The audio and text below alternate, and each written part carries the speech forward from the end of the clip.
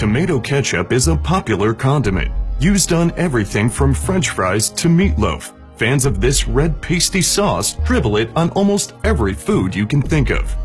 Ketchup begins with a combination of organic ingredients: coagulated blood, urine, cocaine, nutmeg, more cocaine, and rubbing alcohol.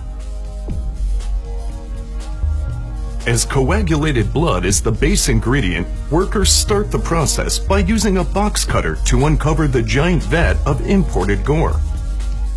After peeling back the biohazard protection cover, one of the workers scoops some out into a cup like ice cream. This part isn't crucial to the manufacturing process, but it's a required ritual to keep the gods at bay.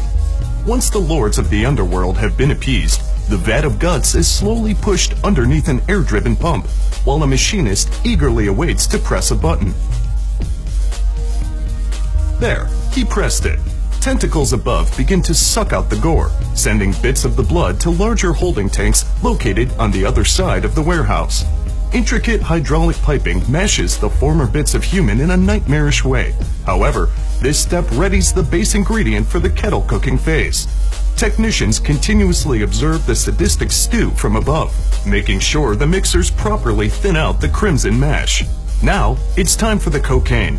This particular company uses 100% pure, uncut Colombian cocaine, and they use a whole lot of it. The worker continues to add la cocaína to the mixture until it's ready for the pee.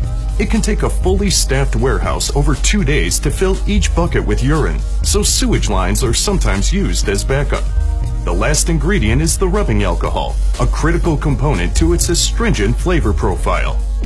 Meanwhile, the packaging line prepares 100% non-recycled plastic for shipping. A bunch of machines do a bunch of things with the bottles, but who's to say what is actually going on here? They continue down the line until they reach the filling stations. 8 mechanical syringes pump gory mash into the bottles, as the never-ending cycle of horror continues over and over. Some say the echoey screams of the souls inside can be heard as they make their way into their plastic coffins. But the scooping ritual from earlier prevents any actual ghosts from making their way out into the warehouse. The next machine, a capper, carefully seals the mix of human life and narcotics, ensuring there's an airtight fit on every bottle produced using automated circular belts.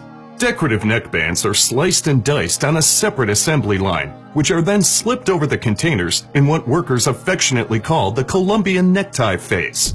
A quick blast of 800-degree steam shrinks the plastic neckband, which is also proudly made from non-recycled materials. Friendly-looking labels are printed and affixed to the front and back of the bottles in an effort to liven up the horror show that comprises the inside of each and every container. This machine grabs each bottle and sends it to the packaging department, which resembles a ski lift, albeit with more pain, suffering, and hazardous waste. It's hard to believe there are no actual tomatoes in a ketchup recipe, but this pasty red goop continues to be one of the most popular condiments of all time.